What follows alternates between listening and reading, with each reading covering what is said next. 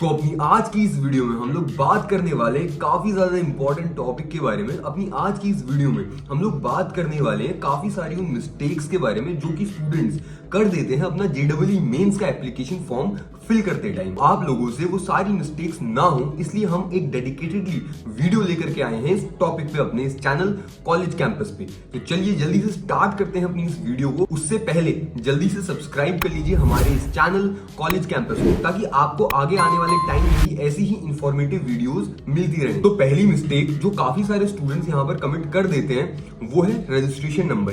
तो यहाँ पर जैसा कि आप देख सकते हैं आपसे आपकी क्लास 12 का रजिस्ट्रेशन नंबर मांगा गया है। नीचे जो बॉक्स यहाँ पर दिया हुआ है रजिस्ट्रेशन नंबर का, इसमें काफी सारे स्टूडेंट्स को अभी तक का अपना रजिस्ट्रेशन नंबर नहीं मिला होगा। काफी सारे बोर्ड्स ने अभी तक का अपना रजिस्ट्रेशन नंबर रिलीज कर दिया होगा, लेकिन कुछ कुछ बोर्ड्स का अभी तक का भी रजिस्ट्रेशन नंबर रिलीज नहीं हुआ होगा। लेकिन जो ड्रॉपर स्टूडेंट्स हैं वो तो अपना पास्ट ईयर का रजिस्ट्रेशन नंबर भी फिल कर सकते हैं, लेकिन जो अभी करंट क्लास 12 में स्टूडेंट्स पढ़ रहे हैं उनको यहाँ पर अपने रजिस्ट्रेशन नंबर की जगह नॉट एप्लीकेबल फिल नहीं करना है। काफी सारे स्टूडेंट्स ने यहाँ पर नॉट एप्लीकेबल भी फिल कर दिया होगा, लेकिन वो आपको यहाँ पर फिल नहीं करना है। एनटीए ने एक ऑफिशियल नोटिस रिलीज किया है जिसमें कि उन्होंने साफ साफ बोला है कि अगर आपका अभी तक का क्लास 12 का रजिस्ट्रेशन नंबर रिलीज नहीं हुआ है तो यहाँ पर आपको आपके क्लास 12 की जगह क्लास 11 का रजिस्ट्रेशन नंबर फिलअप करना है, जो कि आपके स्कूल्स आपको प्रोवाइड करेंगे। How to find your class 11th registration number. आपको यहाँ पर एक और चीज बता देते हैं कि आपको आपके क्लास 11th का रजिस्ट्रेशन नंबर कैसे फाइंड आउट करना है। आपका रजिस्ट्रेशन नंबर आपको आपके स्कूल के द्वारा प्रोवाइड करा दिया जाएगा, जो कि आपके क्लास 11th के रिपोर्ट कार्ड में भी मेंशन किया होगा आपके स्कूल ने, या फिर वो आपको आपके स्कूल के ऑफिस से या फिर एग्जामिनेशन डिपार्टमेंट से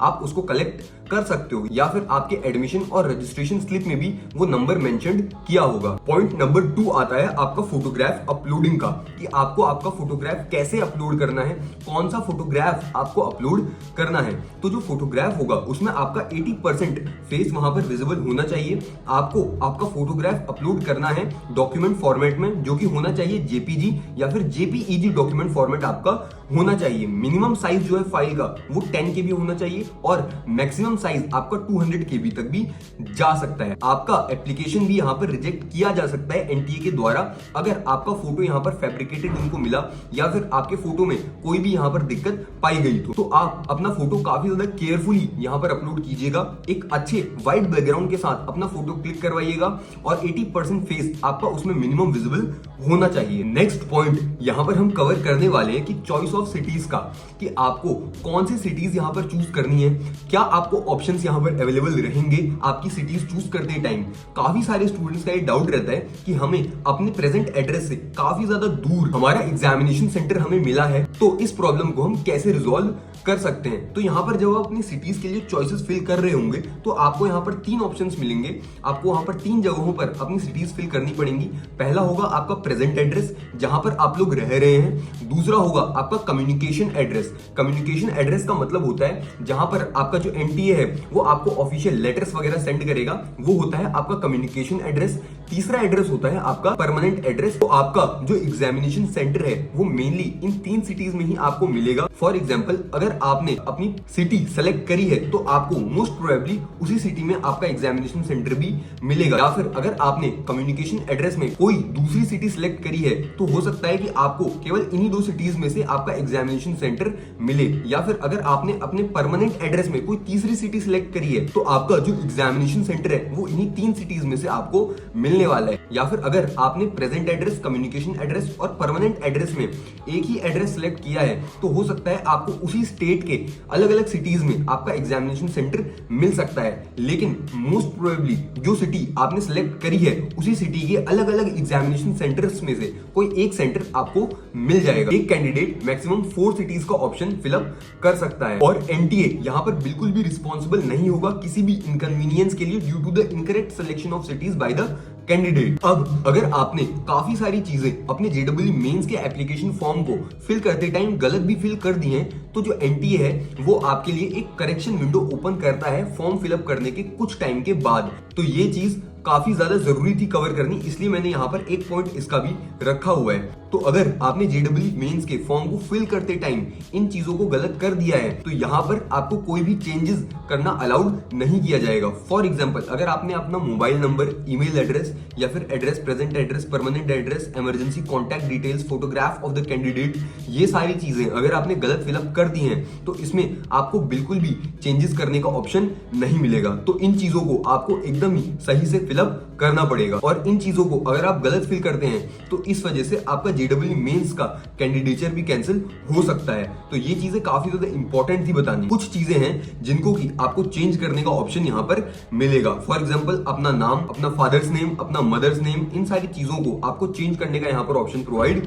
किया जाएगा। अपने क्लास 10th की डिटेल्स, क्लास 12th की डिटेल्स, अपना पैन नंबर, ये सारी चीजें आपको चेंज करने का जो है ऑप्शन दिया जाएगा। Examination city, medium of the examination, date of birth, gender category, sub category, PWD, signature, ये सारी चीजें अगर आपने एक बार के लिए गलत फिलअप कर भी दी है तब भी आपको इन सारी चीजों को चेंज करने का ऑप्शन एनटीए एक बार प्रोवाइड करेगा अपनी करेक्शन विंडो में। लेकिन आपको आपका mobile number, email address, permanent या फिर present address, emergency contact details और फोटोग्राफ, इन सारी चीजों में बिल्कुल भी मिस्टेक्स नहीं करनी है। एक और चीज अगर मैं आपको बताऊं तो यहाँ पर आपको जो आपका कॉन्टैक्ट इन्फॉर्मेशन है वो काफी ज्यादा अपडेटेड फॉर्म में आपको रखनी है। Candidates must ensure that the email address and mobile number provided in the online application during registration are their own or parents' guardians only, as all information communication will be sent by NTA through email on the registered email address or SMS on the registered mobile number।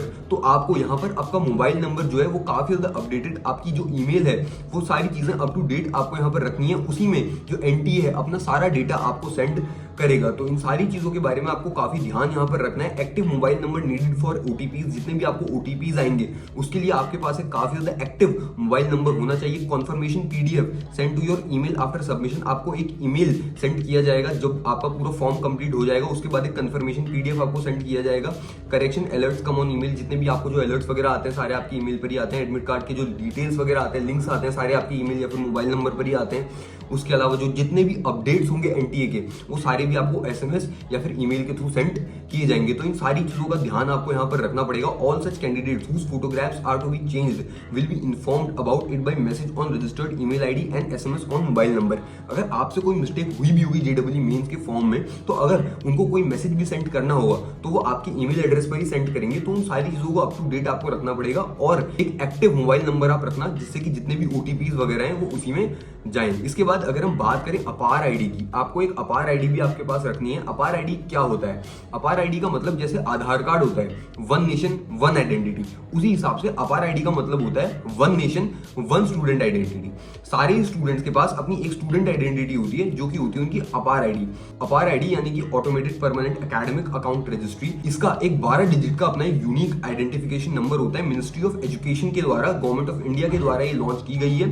Part of national education policy NEP का ये एक part है जो कि 2020 में release की गई थी। इसका जो पर्पस है वो ये है कि सारे ही इंडियन स्टूडेंट्स के लिए एक सिंगल आइडेंटिटी क्रिएट करना। तो फाइनली अगर मैं आपको यहाँ पर बात करूं कि अपार आईडी आपको क्रिएट कैसे करनी है, तो कुछ नहीं करना है। यहाँ पर आपको सीधा अपने डिजी लॉकर में जाना है। उसके बाद आपको वहां पर आधार से आपका साइन इन कर देना है। उसके बाद सर्च डॉक्यूमेंट्स वाला एक ऑप्शन आएगा, वहां पर आपको अपार आईडी लिख देना है। अकेडमिक बैंक्स ऑफ क्रेडिट्स करके कुछ आएगा वहां पर ऑप्शन, वहां पर जाकर के आपको आपकी 10th क्लास की कुछ डिटेल्स वगैरह डालनी पड़ेंगी, रोल नंबर वगैरह। बस आपको अपार आईडी नंबर मिल जाएगा। डायरेक्टली जाकर के सीधा जेडब्ल्यू मेंस के फॉर्म में फिल कर देना है। सारा का सारा डेटा गवर्नमेंट वेबसाइट से फेच होकर के वहां पर आपको चला जाएगा। आपको वहां पर कुछ भी एडिशनल फिर करने की नीड नहीं है। इसी तरीके से आपकी अपार आईडी भी क्रिएट हो जाएगी। तो इसी तरीके की सिंपल और क्लीन इंफॉर्मेशन आपको इस चैनल पर मिलते रहे, इसलिए जल्दी से सब्सक्राइब कर दीजिए यार हमारे इस चैनल कॉलेज कैंपस को। तो मिलते हैं आपसे अपनी ऐसी ही किसी दूसरी इंफॉर्मेटिव वीडियो में। तब तक के लिए do like share and subscribe this channel college campus. मिलते हैं आपसे किसी दूसरी वीडियो में।